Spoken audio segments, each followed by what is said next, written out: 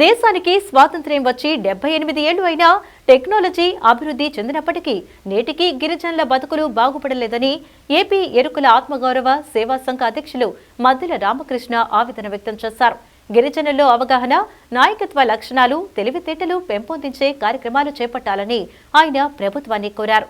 CM, deputy సీఎంను కలిసి తమ అవసరాలను తెలియజేస్తామని చెప్పారు.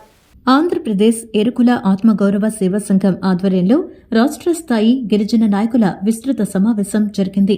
ఏలూరు రోడ్డులోని ఓ హోటల్లో జరిగిన ఈ సమావేశానికి అన్ని జిల్లాల నుంచి నాయకులు హాజరయ్యారు. సంఘ అధ్యక్షుడు మద్దెల రామకృష్ణ ఈ సందర్భంగా మాట్లాడుతూ, నేటికి చాలా మంది గిరిజనులు ఇప్పటికీ కాలువగట్ల పక్కన చిన్న డేరాలు, గుడిసెల్లోనే నివసిస్తున్నారని తెలిపారు. తాను ట్రైకార్డ్ డైరెక్టర్గా పనిచేసినప్పుడు గ్రామాల్లో పర్యటించి గిరిజనుల స్థితిగతులను గమనించానని చెప్పారు. గిరిజనుల్లో అవగాహన, తెలివితేటలు, నాయకత్వ లక్షణాలను పెంపొందించడం ద్వారా గ్రామాల్లో మేలు జరుగుతుందనే ఉద్దేశంతో ఈ సమావేశం ఏర్పాటు చేసినట్లు మద్దెల రామకృష్ణ తెలిపారు.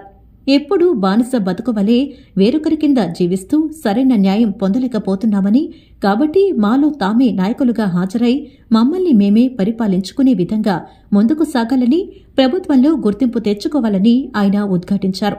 ఈ లక్ష్య సాధన కోసం తమ సంఘం రాష్ట్ర వ్యాప్తంగా ప్రతి గ్రామంలో గిరిజన నాయకులను తయారు చేస్తుందని, వారి ద్వారా వెనుకబడిన తనాన్ని ప్రశ్నించేలా అవగాహన కల్పిస్తుందని వివరించారు. అలాగే ప్రతి జిల్లా, మండలం, గ్రామ కమిటీలను వేసి ప్రతి జిల్లాలోనూ కార్యాలయం ఏర్పాటు చేసి రాష్ట్ర వ్యాప్త కార్యాలయం ద్వారా గిరిజనుల సమస్యలను ప్రభుత్వ దృష్టికి తీసుకువెళ్లి పరిష్కరించేందుకు కృషి చేస్తామని ఆయన ప్రకటించారు. ఇటీవల కాలంలో సోషల్ మీడియాలో కులాల మధ్య విభేదాలు, నువ్వు ఎస్టీ కాదు, నువ్వు ఎస్టీ అంటూ గిరిజనుల్లోనే క్లారిటీ లేని పరిస్థితులు ఉన్నాయని, దీనిపై ప్రభుత్వం స్పందించి ఉన్న జీవోలను పరిశీలించి త్వరలో నిర్ధారించాలని ఆయన డిమాండ్ చేశారు. తమ జాతి వృత్తులు, తెగలను ప్రభుత్వానికి తెలియచేసి గిరిజనుల సమస్యలను పరిష్కరించేందుకు కృషి చేస్తామన్నారు. ఒక అవినెన్స్ తేవాలి, ఒక తెలివితేటలు కలిగించాలి, నాయకత్వ లక్షణాలను కలిగించాలి.